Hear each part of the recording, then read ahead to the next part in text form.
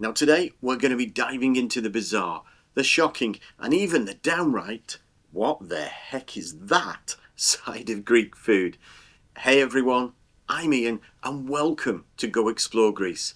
And in today's video we're going to be looking at my choice, my personal choice, for the 5 most unusual and I guess even scary Greek foods that you've simply got to try when you're in Greece. First though, quick disclaimer. These dishes, well, let's just say they're not for the faint of heart, but they are a fascinating part of Greek cuisine and culture. Oh yeah, let me know in the comments if you tried any of them, what you thought, whether you liked them or not, and I guess even whether you had seconds. So, let's kick off everything, and let's begin with one of the strangest, lamb brains. Now, there's a bit of a clue there. As the name suggests, it's the actual squishy, the actual greyish-pink brain of a lamb. And according to the very brave who've tried it, the texture is rather like jiggly custard. It's spongy and even a bit like soft scrambled egg. To prepare this lovely dish, well, the first thing you do is you soak the lamb brains in water. Of course you do. And that gets rid of all the blood and all of the membranes. Then it's either usually poached and then fried, sautéed, or even scrambled, depends on you. And sometimes the brains are dipped in flour before frying, like that makes any difference. Served whole or sliced, it's your choice. It's seasoned with lemon, with herbs, and even just a bit of salt and pepper. And usually as a meze, which in Greece is a starter.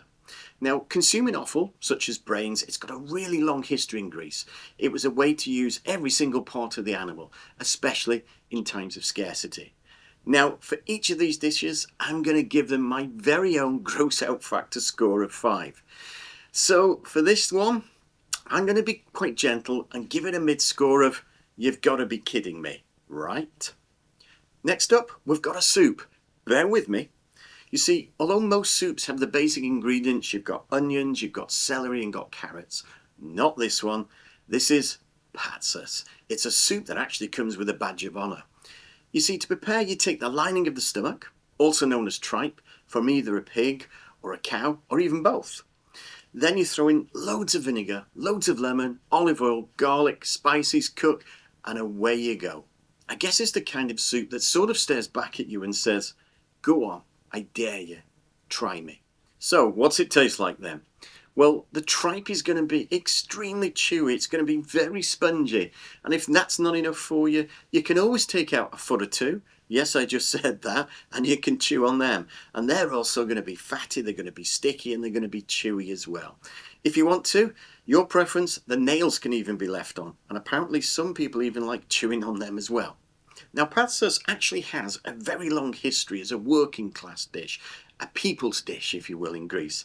It's also known as a comfort food and a very, very effective hangover cure.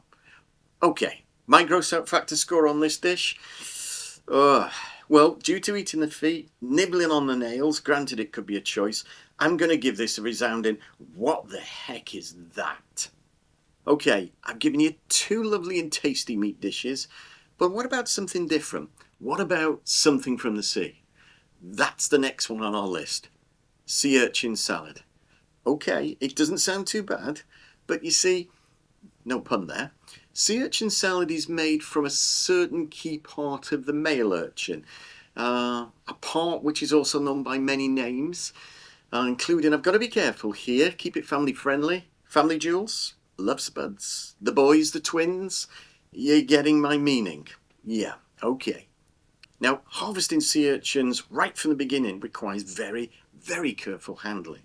Because as you can see, they're covered in sharp spines. I know, I've stood on a few in my time. Now, once harvested, they're cracked open. And the men's bits, the boys, the family jewels, whatever you want to call them, are very carefully scooped out and then served, in most cases, raw, with some olive oil, some lemon juice, and even sometimes a pinch of salt. They've got a very delicate custard-like texture and even a briny, slightly sweet flavour. In Greece, they're actually considered a delicacy and often served as a meze, Greek appetizer. Okay, for my score on this, well, I'm going to be honest here. I did have a chance last year when I was in Athens of trying these, but I chickened out. So I'm going to give this one a definite get it away from me right now. Right then, how about a dish that is quite literally a face-to-face encounter? That's lamb's head for you. And yeah, I did just say lamb's head, and it's the entire head, it's everything. It's the cheeks, the tongue, the eyes, and even the brain. Everything. So, preparing this beautiful delicacy, it's a lengthy process. It's often either roasted, slow cooked, that way you can ensure the meat is tender and the skin is lovely and crispy. If that's not enough, sometimes, it's your choice, the head can be split into two just before serving. The texture, well, that's really going to vary depending on which part of the head you're eating.